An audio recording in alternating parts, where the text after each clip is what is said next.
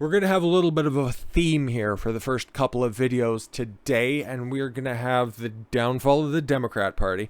And then we're going to check in with the GOP. And then for the third video, I don't fucking know what we're going to do, but as for right now, the descent into madness when it comes to the Democrats, it's pretty well known by those who follow along, but if you want to talk about any sort of civil war that's going on right now, well, the legacy media will have you believe that, oh, it's those crazy Republicans. You got that Liberty Caucus with Marjorie Taylor Greene and Lauren Boebert and creepy little fucking lawn gnome Matt Gaetz. You got all of those people that are over there, which I don't really know, haven't been, prosecuted or really charged with anything. But yeah, no, they're the real weirdos. They make spicy jokes every once in a while. But the real civil war between the Jihad Squad, which I really do love that little nickname that has been bestowed upon the squad, the traditional squad. More about that over the weekend. And the old octogenarians that staff the DNC and all of their coffers, who are just kind of peeling off to the side. Because the level-headed Democrats that are there, and some of the older ones that are finally aging out at like the ripe old age of like 89, those who are leaving the party, they're getting replaced by radicals or also-rans. Why not both? Clearly there's enough room. Stacey Abrams is going to be running against, I think it's Vernon Jones, who's probably going to end up taking the primary. Because I think he's trying to primary Brian Kemp, but we won't get more about that, at least for a few more months when the primary process happens. But looks like, yeah, the Democrat nominee is once again going to be Stacey Abrams. Let's see how long she talks about my voter fraud and I got cheated out of the 2018 I got cheated out of the 2018 vote, and I'm the rightful governor. And she's still wandering around beating that fucking drum, beating it up like a fast food menu. Activist Democrat Stacey Abrams running for governor of Georgia. Why? I, like many other observant people, I won't even say that sympathetic to the cause or anything like that, but realize that Brian Kemp is at least an unreliable ally when it comes to the fight against the bigger culture wars, as it were, or even just doing the right thing at a respectable clip. But he's doing a hell of a lot better than fucking Stacey Abrams ever would have. Imagine how terrible Georgia would be if the offspring of Oprah and Patrice O'Neill was appointed governor all those years ago. I'm running for governor because the opportunity in our state shouldn't be determined by zip code, because you occupy multiple background or access to power. This would be alright if you weren't trying to, use your power to once again hop to the front of the line, and maybe splat to the front of the line is more appropriate on the back of your name recognition, ergo your power, but alright. Abrams said in a statement, she's only 47? Fuck. Normally black don't crack, but she looks every single day of that. Announced her 2022 bid on November 30th. She was defeated by current governor Brian Kemp, which that's kind of a dunk in and of itself. If our Georgia is going to move to its next and greatest chapter, we're going to need leadership. You ain't it, though. Abrams, a former Georgia House of Representative minority leader, you can take that whatever way you want, still maintains that she would have won the 2018 contest if voter suppression hadn't taken place. She literally won't shut up about that. No proof of it whatsoever, but yeah, no. Can't make any sort of slights against a different election, but you can continue to just fucking make those claims over and over and over again, and you'll get speaking gigs at a whole bunch of different Sunday morning news shows whenever you want them. The election was certified for Republican Kemp, 58. Okay, like I said, this is Brian Kemp. Not a big fan of his. And then you got Stacey Abrams. He is, 11 years older than her? He looks 1,000% better. Just saying. Yes, he won 50.2% of the vote, and beating Abrams by about 55,000 ballots. Oh yeah, clearly that's a voter suppression error range, right? Out of more than 3.8 million votes cast. That's that's a lot, actually, but whatever. Kemp was Georgia's Secretary of State before becoming governor. I pray to God he's not seeking re-election anyways, but the current Secretary of State for Georgia, Brad Raffensperger, Hopefully it doesn't follow a similar line of succession. Kemp reacted quickly to Abrams' announcement with just uproarious laughter, alleging that if she won the last election, Georgia would have been shut down, students would have been barred from their classroom, and woke politics would have been the law of the land and the lesson plan in our schools. That's actually true. And you know what, to Georgia's credit, it was one of the states that locked down temporarily, but it was the first one to just open back up, and they have not instituted any sort of draconian lockdown or any sort of reprehensible mandates on anything. So credit to Kemp where it's due. Her far left agenda and open borders, gun confiscation, please just call her a socialist too and just make my day. Gun confiscation, high taxes, and anti-law enforcement policies don't reflect who we are as Georgians. The state, not the country. Georgia's Republican Party and Georgia's Democratic Party haven't responded to Abrams' campaign announcement at press time. She's obviously going to be running for the Democrat Party. I don't even know who they'd put up there for a governor, but there's going to be a lot of time ahead. A lot of time ahead. Those are grammatical sentences. No, there's going to be a lot of time for reflection for the Democrat Party because they lost some inroads in Georgia, at least the radical wing of it, because there's a new mayor of Atlanta, and he seems like a pretty base dude, all things considered, as much as you can be. Andre Dickens, who, elected mayor of Atlanta, pledges to combat crime. I hope so. Andre Dickens, who spent the last 8 years as a city council member, won a runoff election last Tuesday, and will become Atlanta's next mayor in January. Sweet. Dickens beat Felicia Moore, a black man beating a black woman. A tale as old as time. The current city council president by a 63.7 to a 36.3. Oh, that's tough. Percent, however, in the November 2nd general election, Dickens was behind Moore by 17 percentage points. Why did she fall off so hard? But she hit that wall. A runoff election was required because Moore didn't win over 50% of the vote. That's how it goes. Since then, Dickens has quickly gained momentum and winning some big name endorsements. Both candidates are Democrats. Like I said, he's as based as you're going to get, all things considered.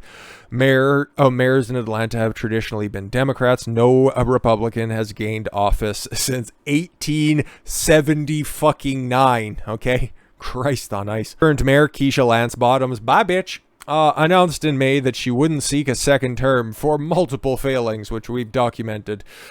Specifically, while Atlanta was in a certain amount of unrest prior, about a year ago, and this time I think she made her announcement under very dubious circumstances.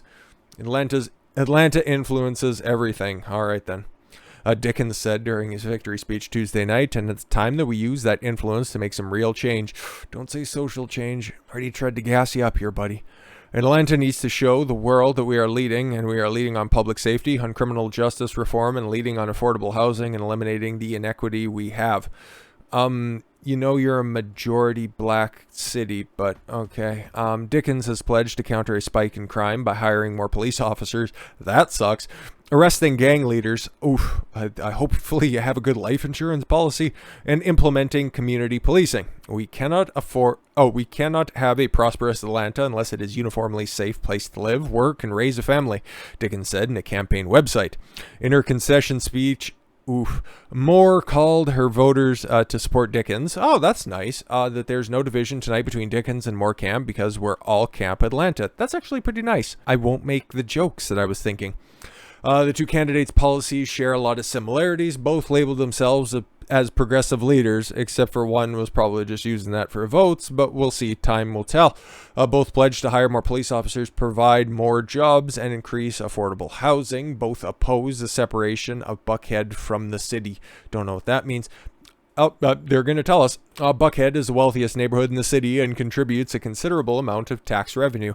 That makes sense. Some in the upscale neighborhood view Atlanta's crime is out of control and propose secession. Yeah, exactly. If you ain't going to fucking take care of this, well, we ain't going to be funding your bullshit anymore. As of November 13th, there were 141 murders so far this year in the city, a 10% raise over the same period last year, and a 57% increase compared with 2019. Atlanta police data shows. Governor Brian Kemp congratulated Dickens on social media, saying, looks forward to working with him to combat crime, spur economic development, and ensure a brighter future for the capital city and state. Dickens, 47. Okay, he is the same age? Yes, same age as Stacey Abrams. I'll let that sink in. So yeah, best luck to him. And yeah, I would consider that probably a pretty big defeat for the so-called, well, it's not even so-called, just the obviously more radical wing of things, because this dude's like, yeah, defund the police is fucking garbage. My words, not his, obviously. But then you got somebody who is at least tangentially affiliated with the squad. You got Jamal Bowman, who has had a whole host of stupid takes, but if we were to list everything down, this video would be like 35 minutes long, and we just want to keep it at least a little bit shorter than that. But socialist group calls for New York Representative Bowman's expulsion over a trip to Israel. Is he gonna go partake in Miss Universe pageant? God bless him. Subgroup under Democrat Socialists of America, why would you listen to fucking commies, is calling for the expulsion of Representative Jamal Bowman following his visit to Israel. Wow, could you be this openly anti-Semitic out there? Imagine if anything approximating this was happening in the GOP, it would be fucking front page news, but you can be openly anti-Semitic on the left and it'll just get swept under the rug because nobody wants to talk about that. The DSA, which is one of the largest socialist groups in America, has the express goal of replacing capitalism with democratic socialism. Go fuck yourself. Which defines as a system where ordinary people have a real voice in our workplaces, neighborhoods, and society. Oh yeah, that's all it is though. That's all it is. Just that nice, quaint marketing slogan. There's nothing nefarious about it at all whatsoever. Bowman is one of the several members of Congress who are part of the group Socialists of America. I thought he was a part of the squad. Or, like I said, tangentially affiliated with. Other lawmakers associated with the group are Rashida Tlaib, AOC, and Cori Bush. Insert elephant noise. The group has pushed strongly for initiatives like universal health care. You don't want that. It's fucking garbage. The Green New Deal, likewise, and other economically and socially left-wing policies. That's the nicest way to put it. In other ongoing controversies between Israel and Palestine, the group has taken a position strongly in favor of Palestine. Yeah, because they really hate Jews, and they will always hate Jews. They will side with the Nazis because they hate Jews so much. Go ahead and look at that affiliation to know if you're on the right side of the issue. Bowman, who holds economically far left views and supports the defund the police movement. Oh, is he going to be welcome back in Atlanta? Well, that sucks. What about Eric Adams be electing mayor in New York City? It's going to be tough to even go home, my dude. Palestine Solidarity Working Group. Nobody works in Palestine. They just bomb things. Her subgroup of the DSA criticized the trip in a public letter. Oh, after he said that the recent trip to Israel was a part of a diplomatic mission. Why would a congressman from New York need to travel to Israel? I don't get it. Last week, Congressman and DSA member Jamal Bowman took part in the propaganda trip to Israel that was sponsored by J Street, a pro-Israel lobby group. I wonder what the J stands for. Oh my god. Anyways, the letter continued to critique the photo op with Bowman and Israeli Prime Minister Naftali Bennett, who the PSWG described as, oh my god, let me guess, a war criminal and former head of the Yesha Council and a political organization representing illegal Israeli settlements. And he's clipped.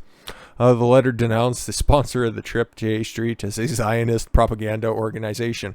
What would you call yourself? Fucking dirty commies? DSA, BDS, boycott, divest, and sanction, whatever, and Palestine Solidarity Working Group condemns these actions in the harshest terms, and I don't give a fuck what socialists have to say because you all get the fucking wall. And once again, you can never be left enough for these people, so all you're going to be able to do is just break away. There's a good start in Atlanta because, yeah, like it showed, not since the mid-1800s has a Republican held that office. So if you're going to go ahead and try to fix one of the most crime-ridden cities in the country, you got to run under a certain banner. So here's hoping that he actually makes some fucking headway on that one.